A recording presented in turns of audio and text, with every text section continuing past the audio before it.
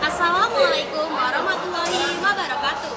Perkenalkan, nama saya Rizky Rahmawati dengan NIM 06131382530076 dari Program Studi Pendidikan Teknik Mesin kelas B Indralaya.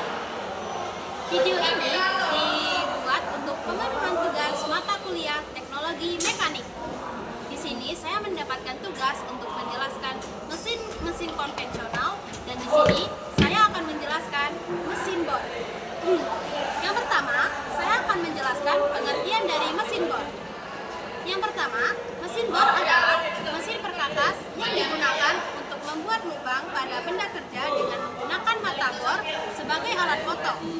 Selain untuk melubangi, mesin bor juga bisa digunakan untuk memperbesar lubang, membuat kulir atau tapping, melakukan penyekapan, hingga pengikisan permukaan tertentu.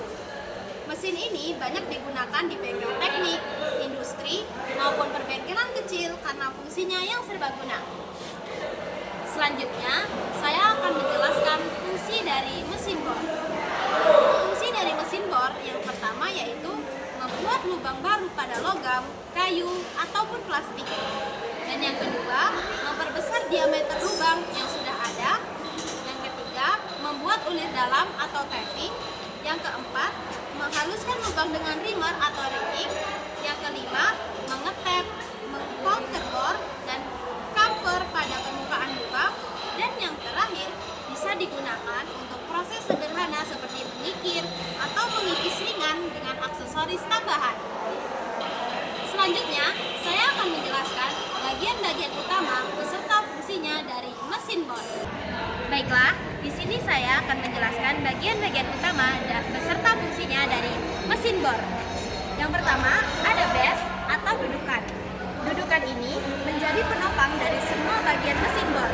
Dudukan ini terletak pada bagian paling bawah yang menempel di lantai, biasanya di baut. Pemasangan dudukan ini harus kuat karena akan mempengaruhi keakuratan pengeboran akibat dari getaran. Selanjutnya ada kolom atau tiang. Kolom adalah bagian dari mesin bor yang berfungsi untuk menyangga bagian-bagian lainnya, ditempatkan di satu sisi alas, dapat menopang beban kepala bor dan lengan. Berbentuk silinder yang mempunyai alur untuk jalur gerak vertikal dari meja kerja. Dan yang ketiga ada table atau meja. Meja berfungsi untuk meletakkan benda kerja yang akan dibor. Meja kerja dapat berputar ke kanan maupun ke kiri dengan sumbu polos pada ujung yang melekat pada tiang. Selanjutnya ada drill atau mata bor. Mata bor adalah benda yang digunakan untuk membuat lubang atau alur yang efisien. Jenis mata bor yang sering digunakan adalah mata bor spiral karena daya hantarnya yang baik, penyaluran serping yang baik karena alurnya berbentuk sekrup, sudut-sudut sayat yang menguntungkan, dan juga bidang potong dapat diasah tanpa mengubah diameter bor. Dan yang terakhir ada spindle atau pencekla mata bor. Bagian ini merupakan poros kerucut melingkar yang membentuk dan menahan cap. Spindle ini terbuat dari baja kronium karbon tinggi dan baja tahan karat dan juga panduan baja. Baiklah, sekian penjelasan dari bagian-bagian utama mesin bor beserta fungsinya. Baiklah, di sini saya akan menjelaskan jenis-jenis dari mesin bor. Yang pertama ada mesin bor tangan, bisa digunakan untuk kayu, logam, ataupun beton. Yang kedua ada mesin bor duduk yang digunakan di atas meja untuk pekerjaan ringan. Yang ketiga ada mesin bor berdiri, ukurannya lebih besar, berdiri di lantai, digunakan untuk pekerjaan sedang. Yang keempat, mesin bor radial yang memiliki lowongan radial bisa menjangkau benda kerja kasar. Dan yang terakhir, ada mesin bor CNC yang dikendalikan oleh komputer, presisi tinggi, dan cocok untuk industri manufaktur.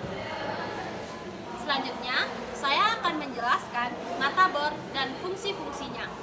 Yang pertama, ada twist drill, di mana mata bor standar untuk melubangi logam atau kayu.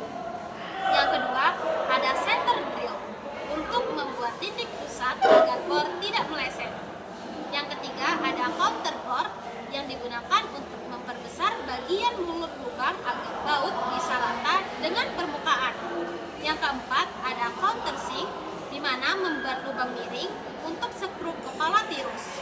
Yang kelima, ada rimar, yang digunakan untuk memperhalus dan memperbesar lubang agar presisi. Yang keenam, ada tape, di mana membuat bulir dalam pada lubang. Selanjutnya, saya akan menjelaskan cara penggunaan mesin bor. Yang pertama, pasang mata bor yang sesuai di cak. Yang kedua, kencangkan cak dengan kunci cak. Yang ketiga, atur posisi meja mesin dan benda kerja. Yang keempat, jepit benda kerja agar tidak bergerak. Yang kelima, nyalakan mesin menggunakan saklar on atau off.